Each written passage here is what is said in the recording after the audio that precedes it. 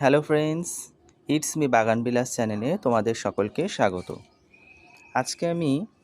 আজকে শনিবারের সকাল। আজকে আমি একটি নতুন ভিডিও নিয়ে তোমাদের সামনে উপস্থিত হলাম। তো দেখো, আমার এই শখের বাগানের এই একটি গোলাপ গাছ রয়েছে।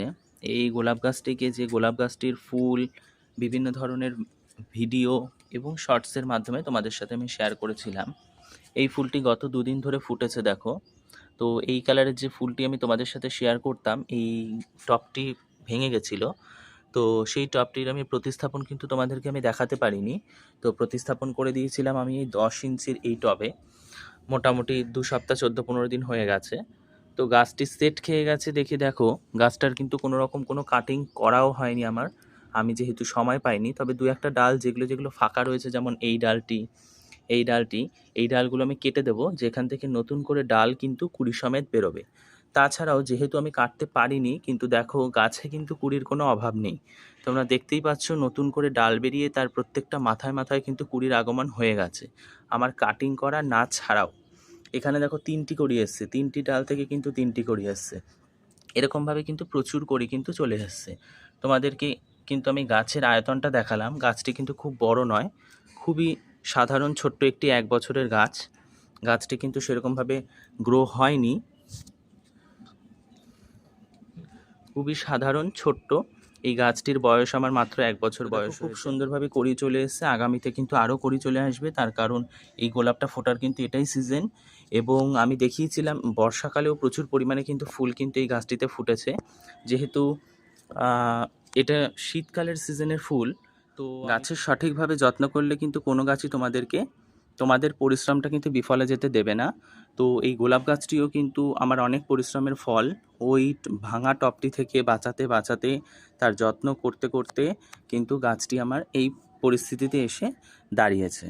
তো গাছটি যে আমাকে সম্পূর্ণ ওই ভাঙা টবে থাকার পরেও, তাকে যত্ন করার পরও যে সেই গাছটি আমাকে সম্পূর্ণ বর্ষাকাল জুড়ে আমাকে ফুল দিয়েছে, তাতে কিন্তু আমি খুব খুশি হয়েছি।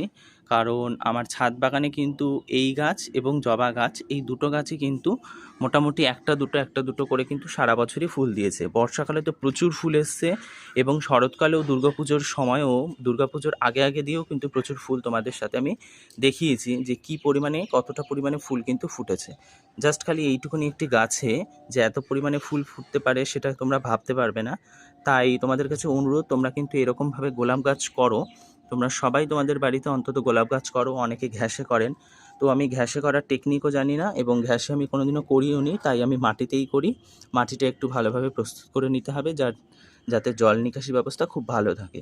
জাস্ট এইটুকু করে আপনারা বসিয়ে দেবেন, দেখবেন গাছের ঠিক মতন যত্ন করবেন, দেখবেন খুব সুন্দর কিন্তু এই গাছ কিন্তু তোমাদেরকে ফুল দিয়ে যাবে সারা বছর।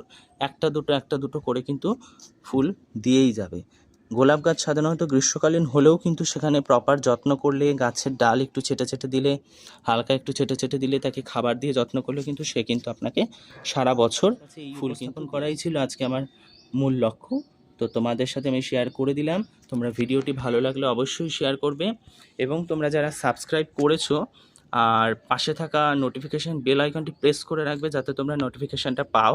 তোমরা অনেকেই, আমার যে কয়জন সাবস্ক্রাইবার বন্ধু হয়েছে তাদের কাছে আমার একটি রিকোয়েস্ট থাকবে, আপনারা অবশ্যই শুধু কিন্তু সাবস্ক্রাইব করবেন না। আপনারা নোটিফিকেশান পাচ্ছেন কি না আমি বলতে পারছি না। নোটিফিকেশান পেতে গেলে কিন্তু অবশ্যই পাশে থাকা বেল আইকনটি প্রেস করে অল নোটিফিকেশান অন করে রাখতে হবে, যাতে যে কোনো ভিডিও আপলোড করলে আপনাদের কাছে নোটিফিকেশান যায় এবং আপনারা দেখে নিতে পারেন। আমি জানি না আপনারা নোটিফিকেশান বাটনটি অন করেছেন কি না। তো আপনারা সাবস্ক্রাইব করেছেন, অন্তত সেই সাবস্ক্রাইবার বন্ধুদের কাছে আমার এইটুকু আবেদন থাকবে যে আপনারা আমার ভিডিওগুলো দেখুন এবং ভিডিওগুলো পরিবার পরিস্বজনদের সাথে শেয়ার করবেন। অবশ্যই শেয়ার করবেন, ভিডিওটিতে একটি লাইক দেবেন, এবং আমাকে নতুন গাছ করার জন্য, ছাদ বাগানে আরও গাছের সংখ্যা বাড়ানোর জন্য আমাকে উদ্বুদ্ধ করবেন। তো ধন্যবাদ, আজকের মতো এখানেই রাখছি। দেখা হবে পরবর্তী কোনো নতুন ভিডিওতে।